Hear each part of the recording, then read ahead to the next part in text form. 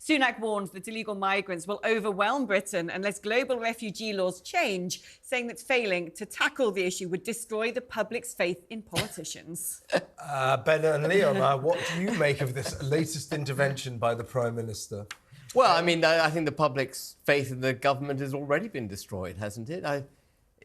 That's not something Rishi Sunak needn't worry about. Getting a grip of the problem would be helpful. But Giorgia Meloni's not the woman to see. Giorgia Meloni is equally guilty of failing. She got elected in Italy, as we know, on a promise of stopping the boats.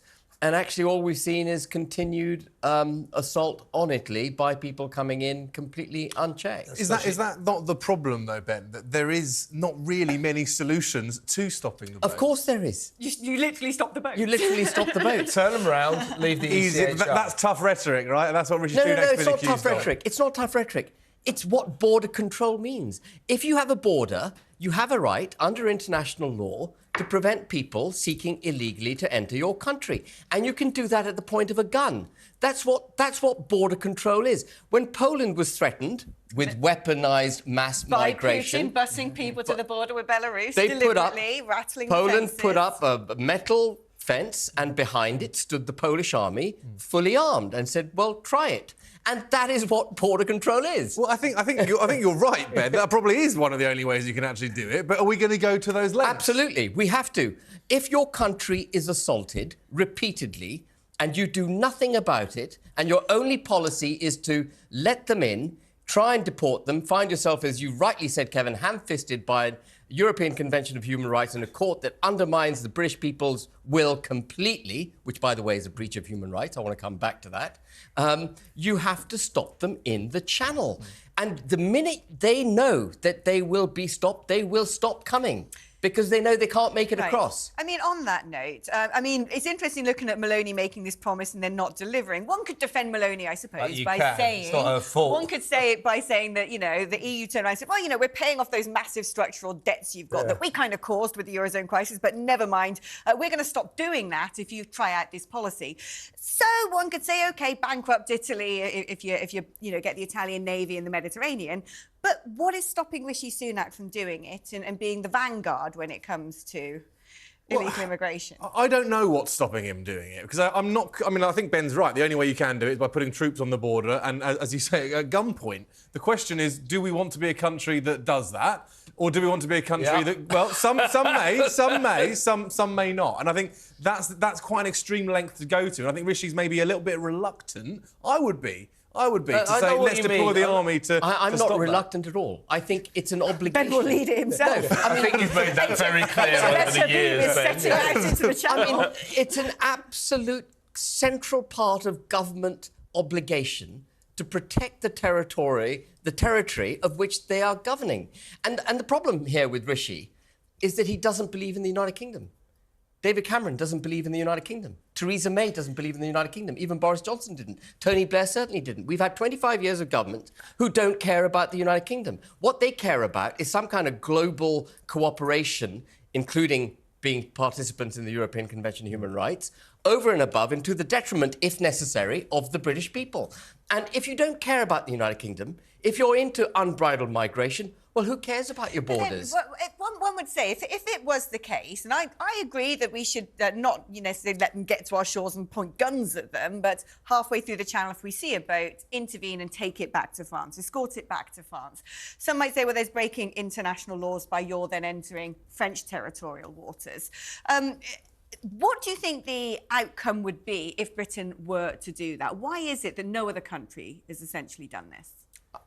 I don't think you need to enter French territorial waters. You need to have a well-trained, speedy, a responsive border force rather than a taxi service that meets these people at the point of our territorial water and makes it absolutely clear to them they need to turn around and go back.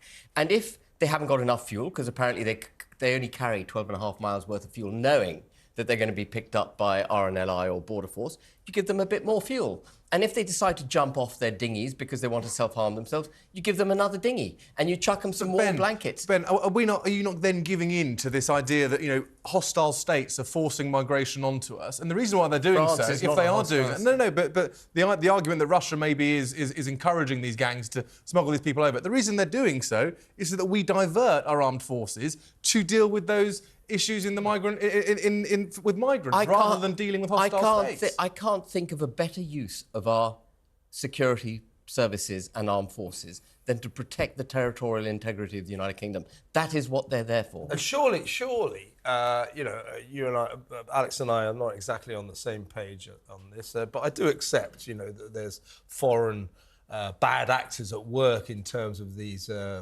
people smugglers and the boats coming across.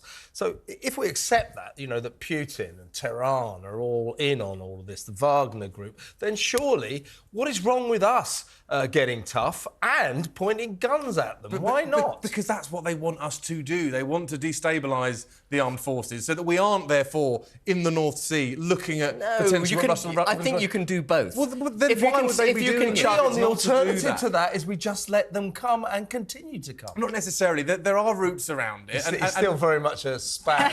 Leon, we've spent... Mr. Reasonable. We've spent... Sorry about that. We've so far given the French, or committed to give them, £700 million.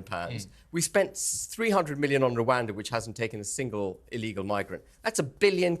You're telling me we can't source the funds required to protect our borders for fear of our entire military response to any armed aggressor collapsing? I mean, that just cannot be right. No, but are we saying that is the priority of where... It is right now. Some people may say that, and I Absolutely. imagine, actually, a lot of people would say that is where it's the right place to spend that money. But how long have we then got to be spending that money for? Because it's not proven that if we did do that, that the issue would stop. It would absolutely stop. I can tell you it Worth would a absolutely try. stop. Worth a try. Well, it would absolutely Expensive. stop. Up until 3 or 4 years ago, there was a presumption that countries would protect their borders. They've tested that presumption and they've realised we're not prepared to protect our borders. And that's encouraging the trade. 100 years ago, no one would have dared do this because they would have known what the British response would be, or indeed any sensible country's response. Nowadays, we are governed by monkeys who haven't got a clue about what their obligations are to the British people or this country, who see their role as guardians of some kind of global cooperative, and as I said, if necessary, and more often than not, to the detriment of the British people. And that's got to stop. European Convention of Human Rights, I'm going to just move on to ECHR, if I may, Leon. Please. ECHR is held up as this bastion of human rights. Universal Declaration of Human Rights, Article 21, states that people have a right to be governed only by democratically elected governments. The ECHR has no democratic mandate. We're governed by them, Ben. They make laws. The ECHR is not an enforcer or an adjudicator of an established law. The European Court of Human Rights takes the guidelines it has and it makes laws. And as I said on this programme last time I was here, up until 1995, so for about 50 years, they'd adjudicated on 1,000 contraventions by member states. Since 1995, they've adjudicated on 23,000 cases, all of which is new law.